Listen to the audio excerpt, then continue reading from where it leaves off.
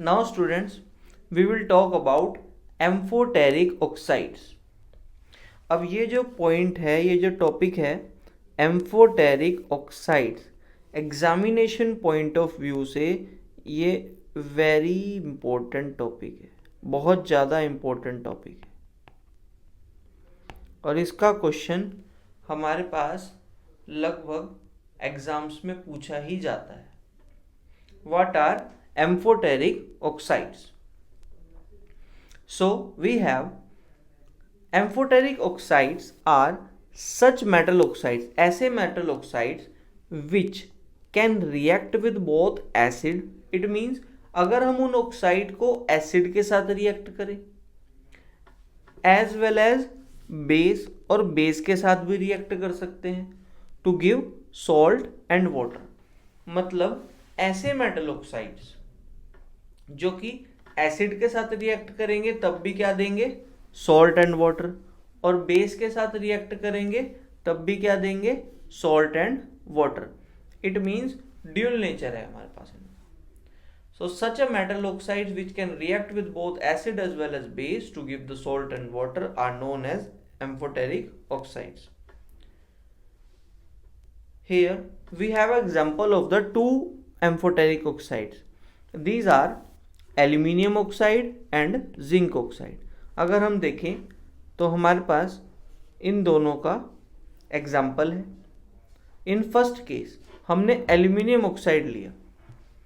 Aluminium oxide को जब हमने रिएक्ट करा विद हाइड्रोक्लोरिक एसिड, HCl के साथ रिएक्ट करता है, इट मीन्स ये हमारा एल्यूमिनियम ऑक्साइड जो है, एल्यूमिनियम ऑक्साइड जब रिएक्ट कर रहा है HCl के साथ हाइड्रोक्लोरिक एसिड के साथ, okay, so we get here salt.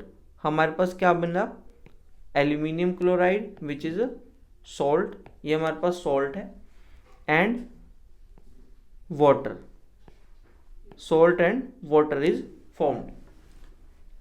और सिमिलरली इसी जब ऑक्साइड को, इसी एल्यूमिनियम ऑक्साइड को हमने रिएक्ट कराया किसके साथ जी, बेस के साथ। एक बेस के साथ जब रिएक्ट करा रहे हैं तब भी हमें क्या मिला, यहाँ पे भी हमें मिलता है salt and water. It means in reaction से हमको ये पता लगता है कि हमारा जो एल्यूमिनियम ऑक्साइड है इसका नेचर जो है वो एम्फोटेरिक इन नेचर है। ये जो है एसिड के साथ भी रिएक्ट कर सकता है और बेस के साथ भी रिएक्ट कर सकता है, और एसिड और बेस दोनों के साथ जब रिएक्ट करता है ये हमारे पास सॉल्ट और वाटर प्रोडक्ट दे रहा है। So we can say that aluminium oxide is amphoteric in nature. देखो सॉल्ट और वाटर हमको कब मिलते हैं, सॉल्ट और वाटर हमको तभी मिलते हैं जब हमारे पास न्यूट्रलाइजेशन रिएक्शन होती है या फिर एसिड बेस के साथ रिएक्ट करता है। When acid reacts with the base we get salt and water. It means in the first case, यहाँ पर हमारे पास पहले केस में ये जो एल्यूमिनियम ऑक्साइड है ये बिहेव कर रहा है एज अ बेस। यहाँ पर तो इसने बेस की तरह बिहेव किया, और बेस की तरह बिहेव करके ये एसिड के साथ रिएक्ट होता है, और एसिड के साथ रिएक्ट होकर के सॉल्ट एंड वाटर दे रहा है। Now in a second case, अगर हम बात करें सेकेंड केस की, तो here this aluminium oxide act as a acid. यहाँ पर इसने एक्ट किया लाइक एन एसिड, एसिड की तरह एक्ट करके इसने बेस के साथ जब इसकी रिएक्शन की गई then it again give the salt and water. So this is the dual nature of this oxide, aluminium oxide. इसीलिए हम इसको बोलते हैं एम्फोटेरिक ऑक्साइड्स। अब एग्जाम में क्वेश्चन किस तरह से आएगा, क्वेश्चन आएगा जी what are amphoteric oxides, name the two examples, इसके दो एग्जाम्पल्स दो, और also gives the chemical reaction to show it.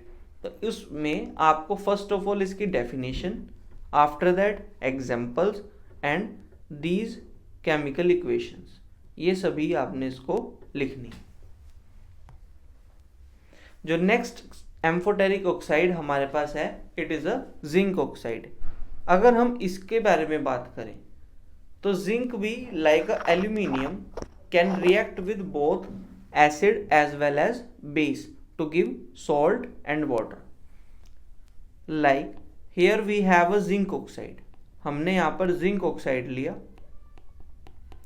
और इस जिंक ऑक्साइड की रिएक्शन जब हमने HCl और एसिड के साथ की तो एसिड के साथ रिएक्ट करके हमारा ये जिंक ऑक्साइड बना देता है सॉल्ट।